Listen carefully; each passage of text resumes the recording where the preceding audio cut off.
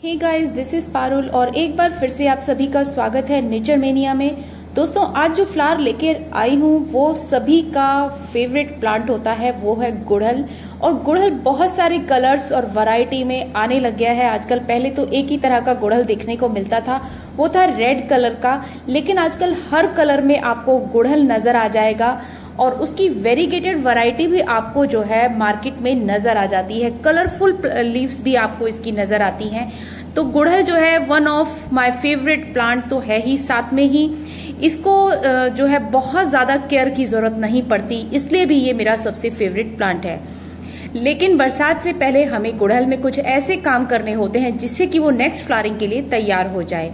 तो आज की इस वीडियो में सारा का सारा कुछ डिटेल में बताने वाली हूँ, वीडियो को एंड तक जरूर देखिएगा। तो चलिए शुरू करते हैं कि वो कौन कौन से काम है जो गुड़हल में हमें इस टाइम पर कर लेने हैं। गुड़हल को भी 4 से 5 घंटे की धूप अगर मिलती है तो वो बहुत ही अच्छा चलता है। मिट्टी की अगर बात करूं तो गुड़हल को बहुत ज्यादा एसएच को इतनी अच्छी मिट्टी की जरूरत नहीं पड़ती, बस इसको हर 15 दिन में किसी ना किसी तरह की आपको खाद जरूर डालनी पड़ती है। लेकिन इस बार गर्मी की मार इतनी हुई कि मेरा गुड़हल का प्लांट भी जो है देखिए इसकी आधी आधी लीव सूख गई है। इसके ऊपर मुश्किल से 3 घंटे की धूप पड़ती है, 1 घंटे की मॉर्निंग की और 2 घंटे जाते हुए इवनिंग की जो धूप है। रात तक भी जो है गर्मी बहुत ज्यादा होती है। दिल्ली में इतनी ज्यादा टेम्परेचर है कि इसकी वजह से मेरी जो कलियां हैं वो भी सूख गई हैं खिलने से पहले ही। तो इसमें मैंने सोचा शायद ये गर्मी की मार से ही ये खराब हो रही होंगी, लेकिन इसके पीछे का रीजन मुझे कुछ दिनों के बाद पता चला, क्योंकि ये थोड़ा सा ऊंचाई पर रखा हुआ था, इसलिए मुझे नहीं पता चला कि इसमें क्या प्रॉब्लम हो रही है और मैं इस पर ज्यादा ध्यान भी नहीं देती थी। तो ये मेरा गाजरी कलर का गुड़हल का है और इसकी मैंने बहुत बार आप लोगों से वीडियो शेयर की है। मेरे हाथ के साइज से भी बड़ा जो है फ्लावर इसमें खिलते हैं और एक साथ ढेर सारी कलियां इसमें आ जाती हैं। जैसे ही मैं इसमें खाद डालती हूँ किसी भी तरह की, तो वही एकदम से 5 दिन के अंदर अंदर ही इसमें ढेर सारी कलियां बन जाती हैं और 3 दिन में जो है कलियां सारी की सारी इकट्ठे ही खिल जाती हैं। लेकिन अब मैं इसको जो है ठीक करने वाली हूँ, रिवाइव मुझे इसे करना पड़ेगा। इसमें लगी हुई थी गाइस चींटियां। अब मैं आपको दिखाती हूँ कि ये किस वजह से जो है इतनी इसकी पीली पत्तियां हो रही थी, क्योंकि इस पर धूप तो बहुत ज्यादा पड़ भी नहीं रही थी। लेकिन इसमें बहुत सारे तो पीपल के पौधे उगे हुए हैं और नई नई लीव्स भी जो निकली है ना वो भी पीली हुई हैं। इससे ही मुझे थोड़ा थोड़ा सा आइडिया लग गया था कि कुछ ना कुछ प्रॉब्लम तो मेरे गुड़हल के प्लांट में जरूर हो रही है। तो देखिए कितने सारे पीपल के ढेर सारे यहाँ पर प्लांट उगे हुए हैं। तो आधी एनर्जी तो आपके जो गमले में एक्स्ट्रा प्लांट्स उगे हुए होते हैं ना उसकी वजह से ही खिंच जाती है। तो एनर्जी ना जाए इधर उधर, आपके प्लांट में ही प्रॉपर जाए, तो इसलिए आपको एक्स्ट्रा जितने भी आलतू फालतू जो प्लांट्स होते हैं वो निकालने होते हैं। तो इसमें जो है 8-9 प्लांट पीपल के उगे हुए थे, क्योंकि यहाँ पर मेरे आसपास जो है काफी सारे पीपल के पेड़ हैं और उसमें से छोटी छोटी सी गोलियां और बीज टाइप आकर गिर जाते हैं, जिसकी वजह से पीपल मेरे हर गमले में उग जाता है, जिसे मुझे टाइम टू टाइम हटाना पड़ता है। ये देखिए कितने सारे पीपल हैं और इसमें ढेर सारे सूखे पत्ते भी पड़े हुए हैं। उससे तो कोई फर्क नहीं पड़ता, लेकिन ये जो पौधे एक्स्ट्रा उग जाते हैं ना उनको हमें हटाना पड़ता है। अगर मैं इस पौधे पर ज्यादा दिन ध्यान नहीं देती तो मेरा पौधा नीचे ही नीचे सूखता जाता और खराब भी हो सकता था, जबकि ये बहुत ही प्यारा प्लांट है और मुझे सिर्फ 50 रुपीज में ये प्लांट मिल गया था और बहुत सुंदर फ्लावरिंग इस पर होती है। गुड़हल का प्लांट बहुत ज्यादा महंगा नहीं मिलता और इसको ईजी होता है चलाना भी, लेकिन इसमें निकली हुई है देखिए कितने बड़े साइज की चींटियां। जब मैंने इसको नीचे उतारा तो मुझे पता चला कि इसमें ढेर सारी चींटियां हैं और इसका भी पता मुझे इसलिए चला क्योंकि गमले के नीचे से भी जो है ये भुरभुरी सी मिट्टी निकलनी स्टार्ट हो गई थी। तब मुझे पता चला कि इसमें चींटियां हो चुकी हैं और चींटियां जो है अंदर ही अंदर आपके प्लांट को खोखला बना सकती हैं। तो सबसे पहले मुझे चींटियों का तो इलाज करना ही है और बरसात के लिए आपको अपने प्लांट को कैसे तैयार करना है ज्यादा से ज्यादा फ्लावरिंग लेने के लिए, ये भी आज की वीडियो में आप लोगों से शेयर करने वाली हूँ।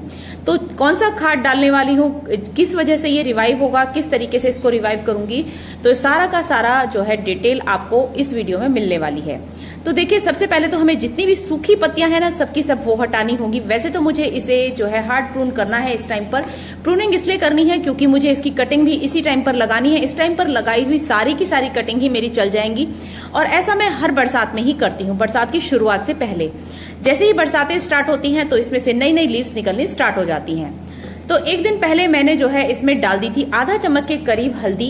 12 इंच का मेरा ये गमला है और इसमें मैंने आधा चम्मच के करीब हल्दी डाल दी है और सिर्फ हल्दी मिट्टी को अच्छा बनाने के लिए, हेल्दी बनाने के लिए डाली है। और मिट्टी में अगर आप हल्दी का यूज करते हैं तो आपके पौधा जो है बरसात में किसी भी तरह की फंगल वगैरह से बच जाता है और उसमें किसी भी तरह के मिली बग्स का अटैक नहीं होता और मिट्टी में भी किसी तरह की जो है प्रॉब्लम नहीं होती और ढेर सारे पोषक तत्व खाली एक हल्दी डालने से ही मिल जाते हैं। तो अब जो नेक्स्ट मैं इसके फ्लावरिंग के लिए करने वाली हूँ वो है चाय की पत्ती। मैंने एक चम्मच चाय की पत्ती ले ली है, जिसे मुझे रात भर पानी में भिगोकर रखना होगा।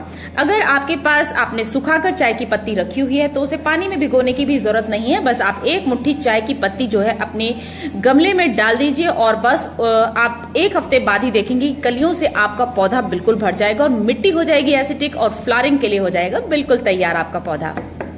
इसको मैं रात भर के लिए पानी में भिगोकर रखूंगी और मॉर्निंग में इसके पानी की पत्ती को अलग नहीं करूंगी, एज इट इज मैं इसको गमले में डालने वाली हूं। तो क्योंकि मेरे पास अभी फिलहाल जो है मेरे पास बहुत सारी सूखी पत्ती रखी हुई थी जो कि मेरे चाय के बाद निकलती थी, लेकिन वो मैंने सभी अपने फ्लावरिंग प्लांट में ऑलरेडी डाल चुकी हूँ तो वो खत्म हो गई थी, तो इसलिए मुझे ये वाली पत्ती का यूज करना पड़ा।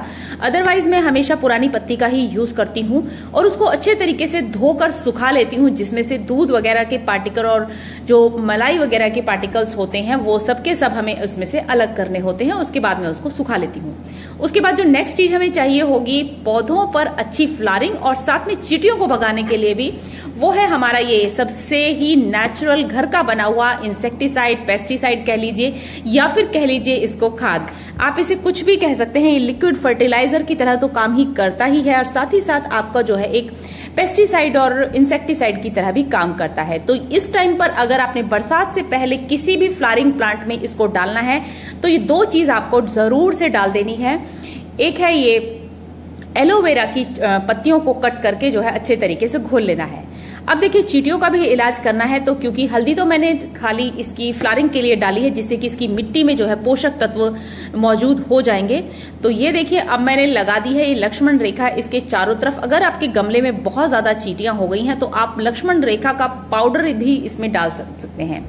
लेकिन आपको ध्यान ये रखना है कि अगर आप किसी भी पौधे की पत्तियों को खाते हैं किसी भी रूप में, जैसे कि तुलसी जी में, या तो आपको जो है गमले के सिर्फ बाहर बाहर ही इसको लगाना है, अंदर की तरफ नहीं लगाना।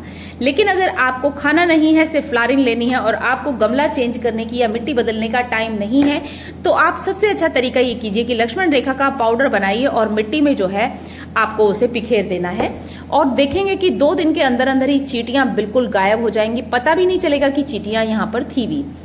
तो मिट्टी के जो गमला है उसकी चारों तरफ बाउंड्री पे मैंने इसको लगा दिया है, अंदर की तरफ भी मैंने करा है और गमले के चारों तरफ भी जो है एक राउंड सर्कल आप बना दीजिए जिससे कि बाहर जो है चींटियां, बाहर से कोई भी चींटी अंदर ना आ सके। तो इस तरीके से मैंने दूसरे गमले पर भी बनाया है क्योंकि दूसरे गमले में भी इस तरीके से चींटियां आ रखी थी मेरे बोगनविलिया के प्लांट में। और ये देखिए ये है गमले के नीचे जो मिट्टी आई थी गुड़हल के। अगर आपने अपने गमले में ये तीनों चीजें डाल दी तो फिर आपका जो पौधा है गुड़हल का ढेर सारी फ्लावरिंग बरसात में करेगा। बरसात में भी जो है मेरे गुड़हल में फ्लावरिंग होती है। इवन पूरे साल भर मेरा गुड़हल जो है फ्लावरिंग देता रहता है, लेकिन कभी कभी ऐसा होता है कि जो है फ्लावरिंग उसमें ना हो। तो ये देखिए मैंने कर लिया है इसको तैयार। मैंने आधा मग पानी में थोड़ा थोड़ा सा ये डाल लिया है, आधा आधा दोनों ही चीजों को, और मैंने जो है इसे चारों तरफ फैला दिया है। चाय की पत्ती भी इसमें से हटाई नहीं है और लीव्स को भी ऐसे ही छोड़ दिया है।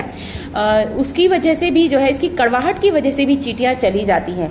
अगर फिर भी चींटियां नहीं गई तो फिर मैं वही लहसुन वाला जो मैंने आप लोगों से पहले भी अपनी बहुत सारी वीडियोस में शेयर किया हुआ है वही वाला नुस्खा जो है अप्लाई करने वाली हूं, क्योंकि लहसुन और जो एलोवेरा का जो मिक्सचर हम डालते हैं तो उसके बाद बहुत ही अच्छे से जो है आपका पौधा दोबारा से रिवाइव कर जाता है। और ये देखिए यही वाला वो प्लांट है जिसमें से ये इस तरह के फ्लावर्स जो है मेरे खिले थे। बहुत ही सुंदर ये पौधा है और मेरा फेवरेट कलर है ये, तो इसलिए भी मैं इस पौधे को कहीं जाने देने वाली नहीं हूँ। होप कि आज की वीडियो आप लोगों के लिए यूजफुल रही होगी। अगर यूजफुल रही है तो लाइक शेयर जरूर कीजिए और अगर चैनल पर नए हैं तो चैनल को सब्सक्राइब जरूर करके रखें और बेल आइकन को दबाना बिल्कुल ना भूलें। तो मिलते हैं किसी और इंटरेस्टिंग वीडियो के साथ, तब तक के लिए take care and bye bye, happy gardening.